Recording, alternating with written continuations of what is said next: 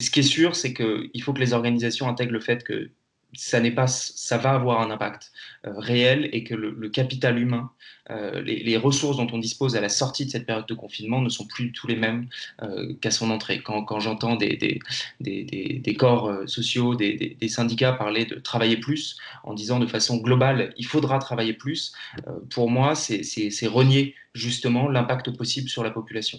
Sachant que, et pour l'instant, les premiers résultats qu'on a vont dans ce sens-là, évidemment, la majorité des personnes résistent très bien à cette crise. La majorité des personnes ne sont pas impactées de façon extrêmement importante du télétravail prolongé. Et ils ont trouvé des moyens de contournement, ils se sont rapprochés de leurs proches, ils ont trouvé des moyens grâce aux outils numériques, etc. Mais il y a quand même une partie de la population qui, dans nos résultats pour le moment, tourne autour de 15%, qui semble être particulièrement fragile en ce moment. Et il faut pouvoir répondre à ces populations-là. Il faut pouvoir les identifier dans les organisations et il faut pouvoir les accompagner, soit pour sortir peut-être plus tôt du télétravail et permettre de retrouver leur lieu de travail, qui est quand même un lieu qui normalement est propice à des bonnes conditions de travail, en théorie, soit pouvoir les accompagner pour pouvoir réguler plus facilement leur mode de travail. Parce que l'autre chose, c'est que ça n'est pas anodin d'être en télétravail. Ça n'est pas anodin de ne pas avoir de lien social, ça tout le monde l'a remarqué, mais on voit aussi une explosion des sollicitations digitales. On va recevoir, puisqu'on essaie de maintenir ce lien social, bah, on va se tenir au courant de tout. Et donc, on va avoir ses réseaux sociaux d'entreprise, son Zoom, sa boîte mail ouverte. Et ça va venir capter notre attention et puiser dans nos ressources cognitives. Aujourd'hui, en télétravail, télétravail prolongé, le risque, il est extrêmement important de voir une diminution des temps de récupération, une hyperconnexion le soir et le week-end, notamment pour briser l'ennui qui vient parfois malheureusement accompagner cette situation. Et la vie sociale va être différente aussi, du coup. Ça va être extrêmement difficile lorsqu'on va revenir sur le lieu de travail de mettre en place ces fameux gestes barrières, cette fameuse distanciation. Là, entre guillemets, c'était facile. On s'est retrouvés tout d'un coup à être tous chez nous. Maintenant, on va être sur le lieu de travail, mais avec des niveaux d'anxiété qui vont être différents. Il y a des gens qui n'ont pas du tout peur du virus, d'autres extrêmement. Donc là, on va vraiment voir dans la phase qui arrive, dans cette deuxième phase, comment les comportements vont évoluer une fois de retour au lieu de travail. Mais ce qui est sûr, c'est que le lieu de travail va prendre une importance fondamentale maintenant. Puisque toutes les entreprises réalisent, en tout cas une bonne partie, qu'elles peuvent télétravailler et que l'activité peut continuer à se faire de cette manière-là, la question, ça va être pourquoi est-ce qu'on retourne au travail.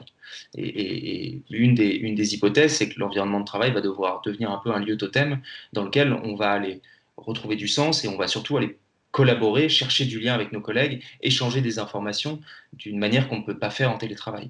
Donc ça aussi, il va y avoir un réel besoin de réorganisation de la part des entreprises.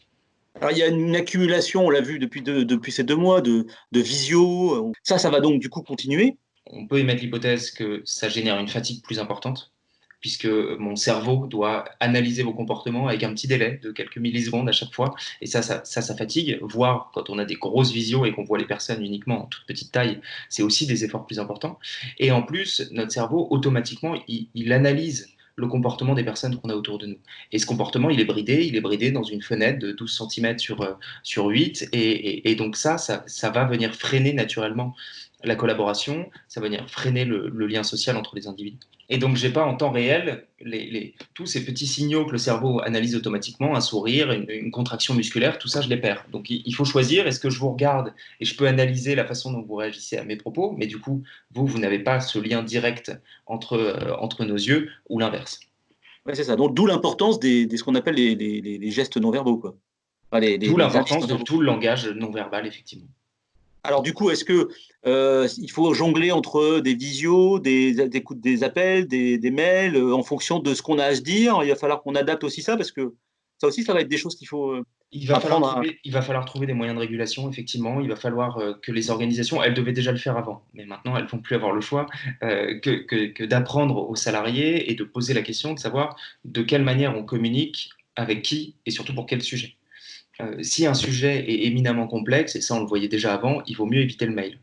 Parce que le mail, c'est le moment où j'ai le moins d'informations pour essayer de détecter quelle est l'intention de mon interlocuteur. Là, il va plutôt falloir préférer la visioconférence.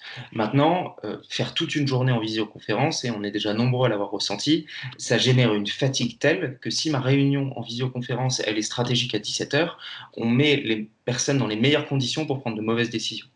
parce qu'on va avoir une impulsivité beaucoup plus grande et on va avoir une fatigue mentale qui va faire que notre capacité à traiter les informations va être diminuée. Donc toutes ces choses-là, c'est des choses sur lesquelles je pense qu'il ne faut pas appliquer de règles strictes, mais c'est à un niveau local qu'il faut pouvoir former les managers, former les équipes, et que chacune puisse trouver ses moyens de régulation en fonction des sujets qu'elle a à traiter, de l'ambiance dans l'équipe, de la taille de l'équipe, etc. Retrouvez tout France Bleu sur francebleu.fr.